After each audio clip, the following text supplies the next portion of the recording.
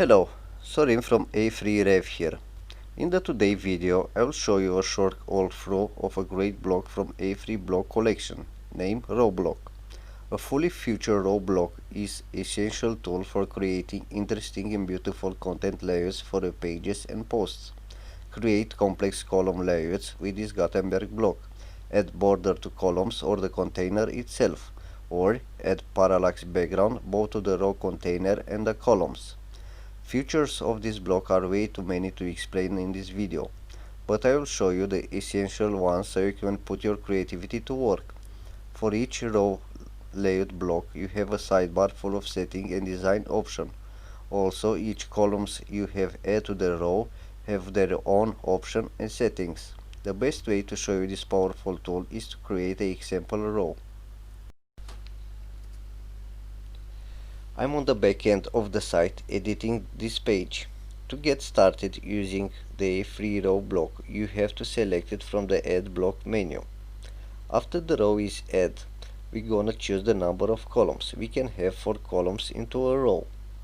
Now that we have the number of columns selected, we wanna select a layout for our columns.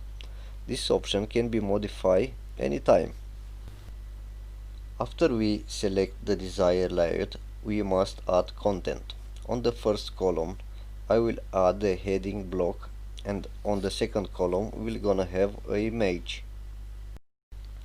Now that our row is set up, it's time for design. In order to see your blocks, I will suggest you to use the Block Navigator. Now it's time to go through options. First will be the toolbar box, where we can choose the alignment of the content, top, middle or bottom, add a background image for the row, or the option for the full white layout. On the A3 row sidebar setting, the first option is for the columns. This is the general settings for the columns, where we can modify the number of the column and select the minimum height. Each column added to the row have their own setting and option. To show the column settings, you need to go to Block Navigation and select the column you want to modify. Then on the right sidebar the settings will show. Another cool feature is that you can adjust the spacing of the column by dragging the divider between them. The desktop content maximum height is where you can set up the height of your content. Drag the bar and adjust it. It can be pixel or percent, and it have an option for tablet too. Next set of options are for the layout. Choose the columns layout and add a gutter space between the columns. It have option for all the devices, desktop, tablet and mobile. The padding and margin settings will allow you to adjust the block spacing in relation to the other blocks on your page. It can be percent or pixel. For the background we have multiple choose: custom color, image or gradient. If you use a color, there is an option to choose the opacity of that color.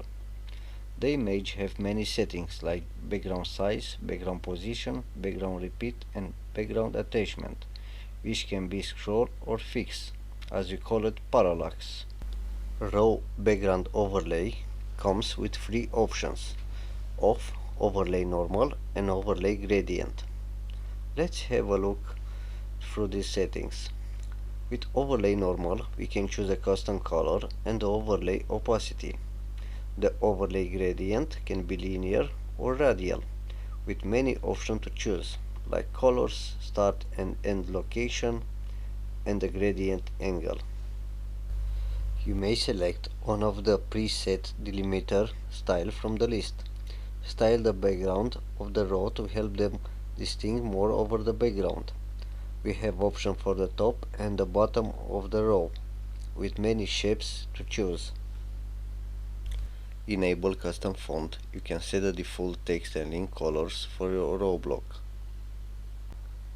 The last setting is the row border, where you can add style, color, opacity, select the size and radius of the border. Hope that you will enjoy this block. Thank you.